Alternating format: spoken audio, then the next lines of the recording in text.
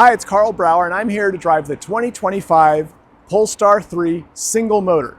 This is a new version of the Polestar 3, and it follows the dual motor version that's been out for a while. This one costs less, and it has a longer range, but it also has far less power. Now, are you sacrificing so much performance that it's not worth the reduced cost and extra range, or do those things balance out, and this ends up being a better version of the car? We're going to drive it and find out and let you know. Driving the Polestar 3 single motor on Mulholland may not sound like the perfect pairing. This is a road known for kind of laying out how well a car does or does not handle, and this is a big, heavy electric SUV, right? Actually, it's not that heavy. It does have about 400 pounds less weight than the dual motor vehicle, and because it doesn't have a front motor, most of that weight comes off the front of the vehicle. And driving it on a road like this really illustrates the difference between the two. But it's not just the handling that has an improvement. You also get a much lower starting price. About $67,500 is what this one starts at. It's I think it's about $5,000 or $6,000 less than the next least expensive Polestar 3. And this one's also got the longest range, 350 miles. So you pay less and you get more range. And I don't know how many people who buy electric cars aren't going to find that compelling. At 299 horsepower and 361 pound-feet of torque, this single motor version of the Polestar 3 is really about half as powerful as the top line, most expensive model. But it has the same 111 kilowatt hour battery pack, and that's why it's got a longer range. It's making less power and it weighs less. It also can charge up to 250 kilowatts. And at that rate, it can recharge the battery from about 10 to 80% in around 30 minutes, assuming you can find a level 3 charger. That's always a big assumption, as we know. Even though this is considered the base version now, the new base version of the Polestar 3, it still comes with a complete suite of driver assistance features, all the same technologies that the higher end ones have. And it can still be had with things like a head-up display that I'm seeing right now, and up to a 25-speaker Bowers & Wilkins audio system. Polestar continues to lean on their heritage as a performance brand, and the way they tuned this passive suspension reflects that. It's stiff and it properly controls the vehicle's body roll around corners, but it's not so stiff that it's uncomfortable when you're not driving it in an aggressive manner. Actually, it's a really good mix. They found pretty much the perfect balance to be there. Now, it's not an adaptive or active suspension, so you're not gonna be able to change the ride height. You're not gonna get as wide a range of ride quality as you're gonna get with that, but I think it's probably the best driver's version of this car now. If I was looking at all the different Polestar 3 versions out there, this one's not only the cheapest and not only the longest range, but it's also the best driver. So this is really the one to get.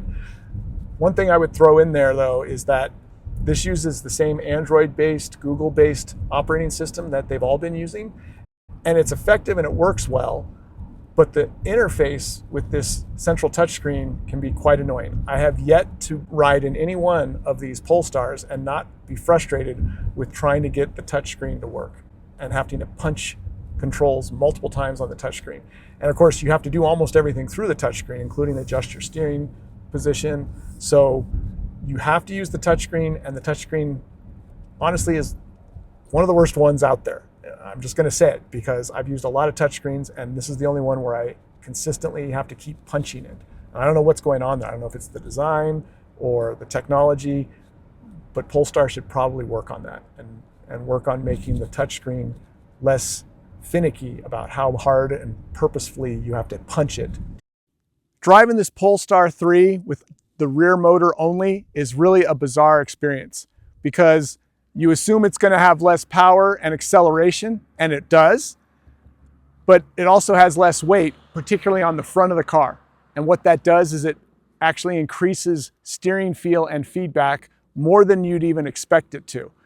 If you drive the dual motor Polestar 3 back to back with this one on a twisty road, the change will be dramatic. You'll really notice it because we just did.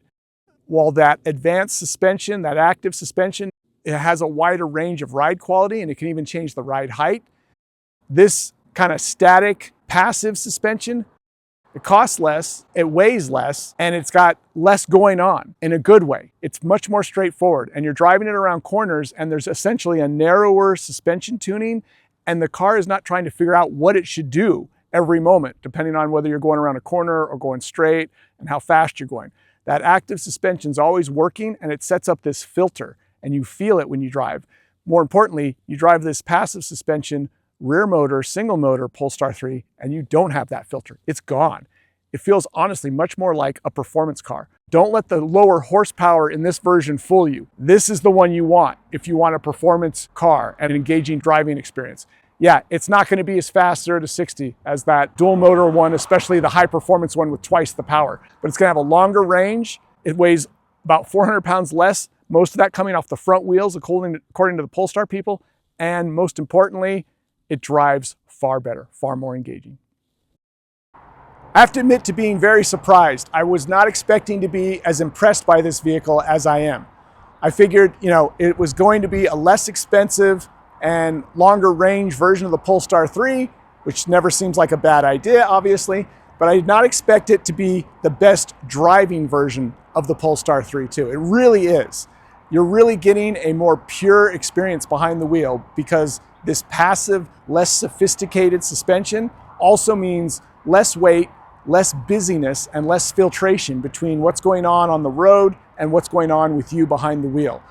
There's no computers trying to figure out what to do. There's just a properly tuned suspension system consistently delivering better steering feel and more engaging driving dynamics.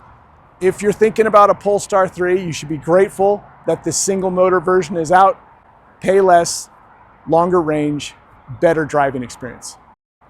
This is the one to get.